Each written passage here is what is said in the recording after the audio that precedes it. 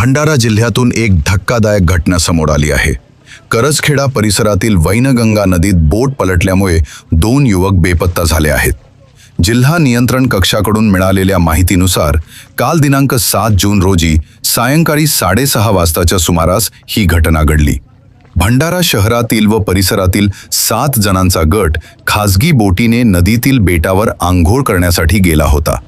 आंघोळ करून परत येत असताना नदीच्या मध्यभागी अचानक बोट पलटली।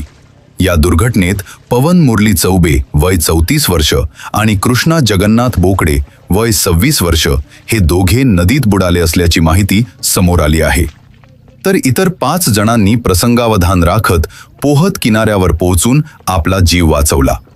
घटनेची माहिती मिळताच जिल्हा प्रशासन आणि शोध व बचाव पथक तात्काळ घटनास्थळी दाखल झाले असून बेपत्ता दोघांचा शोध घेण्यासाठी युद्ध पातळीवर शोध मोहीम सुरू आहे। या घटनेमुळे परिसरात हळहळ व्यक्त होत असून नागरिकांमध्ये भीतीचे वातावरण निर्माण झाले आहे।